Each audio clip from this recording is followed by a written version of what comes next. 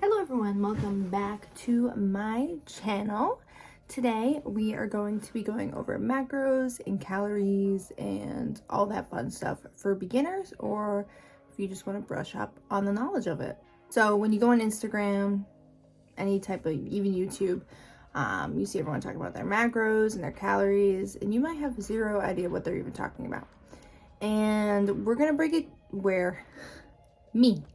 I'm gonna break it down for you in the simplest way I can, and to maybe better help you understand how to do it.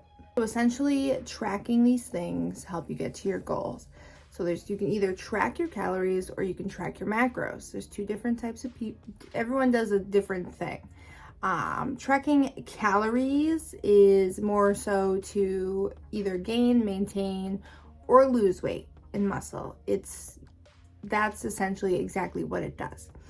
And macros, there are three different type of macros. So first you're gonna have your carbs, which each carb equals 4 grams. I can't even talk. Equals 4 calories.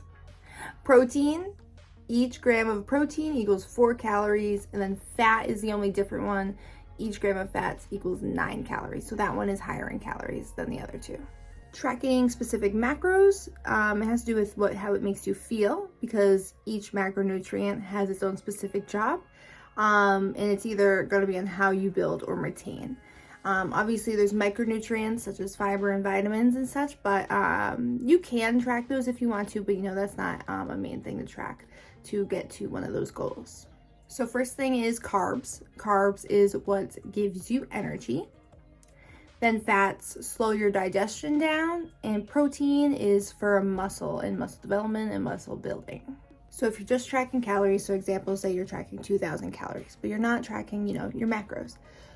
Whatever you fit in to equal 2,000 calories is going to equal out in macros. If that makes sense. They're all balanced. You're just not tracking specifically which one. So it's very flexible. You could hit 2,000 calories just doing fats and carbs. Obviously, I would recommend doing mostly in protein. It's more beneficial, but you can do any which macronutrient to hit the goal of calorie numbers. And each body works differently with each type of macros. So if you're going to track macros, maybe you need more energy, so you're going to do more carbs. You're working on building your muscle, so you definitely want to do your muscle. I cannot talk. Prep brain. Where was I? If you want to build muscle and maintain muscle, you definitely need to have protein. Each pound that you weigh is a gram of protein that you want to intake. Totally could cut out all of those mess ups, but if you have been watching me or you're new to this, I am on prep. And I've been bringing you along my journey on prep, so I'm going to show you how the brain works when you're on prep. It's not the best. Crystal Light for beginners. This goes without having a coach. Like, you're just trying to do this yourself. The first thing I would do is recommend tracking your calories. Just get the hang of it. For 2 weeks, track what you normally eat, and just see where your calories are typically at and where you're sitting at, and then go from there. But tracking calories before your macros is going to be a lot easier, just so you can see what food equals what macros. You can just get the hang of starting off something small before you go into tracking every single macronutrient.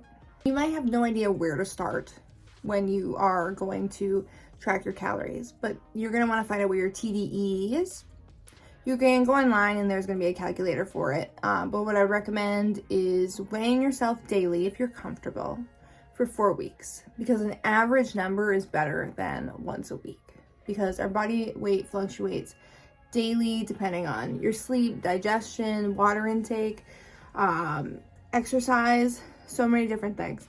So that's why getting the average is going to be more beneficial. And once you have that information, you are able to put it into the calculator, and it will tell you about how much calories you are burning daily. And then you can go from there to find a maintenance calorie. Once you do find out what your maintenance calorie is gonna be, then you can start there and say you're going to start, you wanna do a deficit, then you can start subtracting calories from there.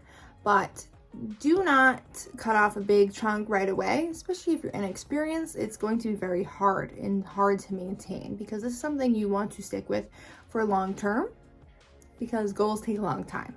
So the first thing you would probably do is cut off 100 to 200 calories every 2 weeks to get lower, but start off small. Now, if you're going to track macros, it's very different. One, I'd prioritize protein. Again, 1 gram per pound that you weigh. I eat more than what I weigh currently. So right now I typically eat 145, but right now I'm eating 140 grams of protein, and I weigh less than that currently. But that's because we're trying to maintain muscle while I'm losing weight. So protein is a big priority. Then you have your fats, and then you have your carbs. Those you can play around with and see what your body reacts to best and feels best. And whatever you're playing with, numbers will equal the calorie amount. So say you cut your 2,000 calories to 1,800. You will play with the macronutrients until it equals 1,800. At 1,800, it's going to balance out in those macros. And then instead of tracking the calories, you will track the carbs, proteins, and fats. And you won't even have to look at the calories, because it will even out in the end. And just so you know, sometimes when you do track your macros, so we're going to use MyFitnessPal for example. Say you zeroed out your protein, your fats, and your carbs. So it should equal 1,800 calories on the dot of whatever amount of grams you had for each one. But your calories will say -10. Ignore the calorie section. The FDA allows a discrepancy, I can't pronounce it, around 5% for calorie wise. So it's best to ignore the calories when it's coming to tracking macros, because it's going to equal out in the end if you're zeroing it out. And if you're tracking calories, just keep in mind of this discrepancy, because they are a little off. And another thing, being mindful when you start to track these things, do not copy someone else's plans. Like for example, when I post mine and say what I'm eating, it is not meant to be copied. It's for me, it's for my body. Everybody's body works differently, and not everybody's is going to react to the same macros or the same calories. And it's important to keep that in mind, because we're not all cookie cutters. It's not cookie cutter plans. Everything is individual to each person and each person's body, because we all digest things differently and we all use energy differently. So you need to find out what works for you. Do not copy someone else's. Same with a fitness plan, following workouts. Do what works best for you. Do not follow other people's. And another thing, just the last thing I'm going to say about macros, is high carb, high fat, high protein. None of it's bad. They're all healthy. I recommend having a balanced diet in every single meal and making sure there's protein in every single meal. Protein will keep you full longer. So if you have a breakfast that's more dense on carbs and fats, you are going to be hungry pretty early for lunch because there wasn't enough protein in your breakfast, okay? So it's all about an equal balance. Whatever your macros are fit to, make sure you're just balancing it out. And if you're just tracking calories, still, just be mindful and make sure you're providing some type of protein into every meal, regardless whether how much grams you're tracking of it or not. Just make sure it's there. But I hope this video helped you out a little bit. And the best thing is to do is just log on MyFitnessPal and play around. Play around on some days way ahead of time, plan out the meals, and just get an idea of how many carbs is in a banana, how much protein is in some broccoli, how much 4 ounces of chicken equals.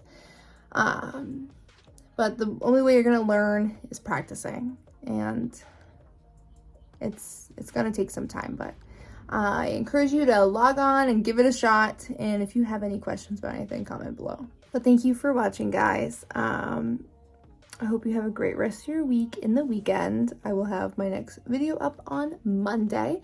And again, comment below anything you'd like to see. Don't forget to subscribe and then press the notification button if you want to see my face and alerts.